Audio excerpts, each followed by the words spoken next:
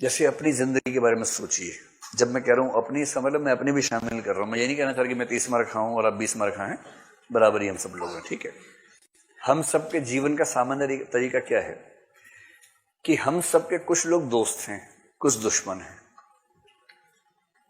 और दोस्त और दुश्मन स्थायी नहीं है। जो आज दोस्त है कल को दुश्मन हो सकता है, और जो परसों दुश्मन था आज पक्का दोस्त भी हो सकता है। और ऐसा जीवन में होता रहता है कि 4 दिन आप जिसके साथ इतने अच्छे दोस्त थे, उसके बिना खाना नहीं खाते थे, आज अगर मिल जाए उसे खाने में जहर मिला दें आप, क्योंकि ऐसा संबंध बिगड़ चुका आपका उसके साथ, और पहले खराब था, अब दोस्ती हो गई किसी से, ये भी होता ही है। तो हम सब क्या करते हैं, जीवन जी रहे हैं, बहुत सारे लोग जीवन जी रहे हैं। कुछ के साथ हमारा मन मेल खाता है, कुछ के साथ नहीं खाता है, और बाकी हमारे लिए नॉन एग्जिस्टेंट है, उनसे हमें फर्क ही नहीं पड़ता। कोई है तो है, हमें क्या फर्क पड़ेगा। तो कुछ के साथ अच्छे भाव, कुछ के साथ बुरे भाव, इसी तरह चलते रहते हैं। इसी को जीना कहते हैं। और जिस ज्ञान नहीं चल रहा है, सुनो पूरी बात को, मुझे लगा कोई बोला सही बात है ना। जो भी भाई ज्ञान नहीं चल रहा है, थोड़ा निबंध को समझा रहा हूं, निबंध समझ लो कि ये बाबा टाइप मामला नहीं हो रहा है, क्या सही बात है ना। कंसेप्ट है, कंसेप्ट समझो क्या कहना चाह रहे हैं।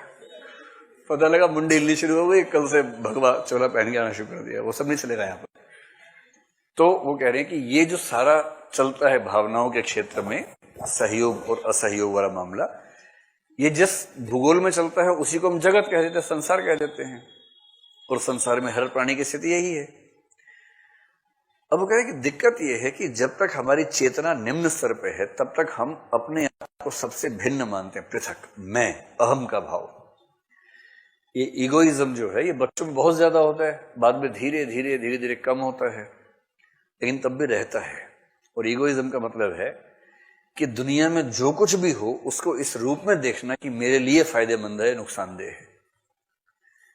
जैसे बरसात का मौसम आया, अब डेंगू का सीजन आएगा, और कोई डॉक्टर बहुत खुश है, कह रहे डॉक्टर साहब बधाई हो, डेंगू आ रहा है, टीवी पे खबर आई 2 केस आ गए हैं, बस अब अगले 2 महीने जम के काम कर लो, फिर साल भर ऐश करना। अगर किसी डॉक्टर को डेंगू होने के नाम से खुशी होने लगे, तो इसका मतलब है कि अपना स्वार्थ इतना हावी हो चुका है कि उसे इस बात से फर्क नहीं पड़ता कि उसके स्वार्थ के लिए कितने लोगों की जिंदगी खतरे में पड़ गई।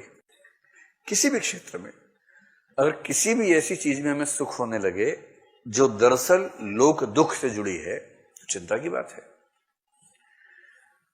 और जब तक व्यक्ति ऐसा रहता है, बात केवल डॉक्टर्स की नहीं है, हर प्रोफेशन में ऐसा हो सकता है, हर प्रोफेशन में। जैसे कोई वकील है जो शादी करवाना और तलाक करवाने का काम करता है, ये वाला केस देखता है, और उसने रिपोर्ट पढ़ी कि भारत में तलाक की दर 20% बढ़ी पिछले 1 साल में। बधाई, वकील साहब बहुत बढ़िया, अपना बिजनेस 20% बढ़ेगा अब, क्योंकि तलाक बहुत तेज बढ़ रहा है। बहुत बढ़िया, ऐसा ही बढ़ता रहे, मजा आ जाए। अब उसको इस बात से रत्ती भर फर्क नहीं पड़ रहा कि इससे समाज की क्या स्थिति बनेगी। उसको लग रहा है कि बस केस आते रहें और मेरा काम चल जाए।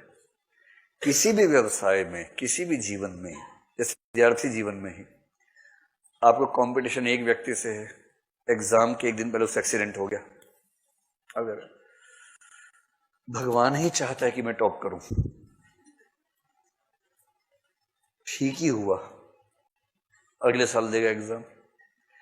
अगर मन में ऐसे भाव आने लग जाते हैं, या जिससे आपको कंपटीशन है उसकी मौत होगी, बाई चांस मौत हो गई, और आपके मन में अगर खुशी का भाव आ गया इस बात को लेकर, 1 सेकंड के लिए भी अगर आ गया, तो शुक्ल जी उसी को संकेत कर रहे हैं कि इस संघर्ष में हम लोग खुद को दुनिया से अलग समझते हैं, एकदम पृथक अनुभूति कि मैं हूं।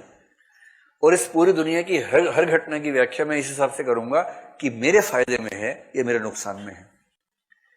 ये जो है ये क्षुद्र स्थिति है, बद्धावस्था है, बंधन की अवस्था है। लेकिन जब व्यक्ति इन चीजों से मुक्त हो जाता है, मैं के भाव से मुक्त होकर यह महसूस करने लगता है कि इस संपूर्ण जगत के अनंत हिस्सों में एक हिस्सा मैं भी हूं, कोई पृथक सत्ता नहीं है, संसार के एक अंश के रूप में मैं हूं।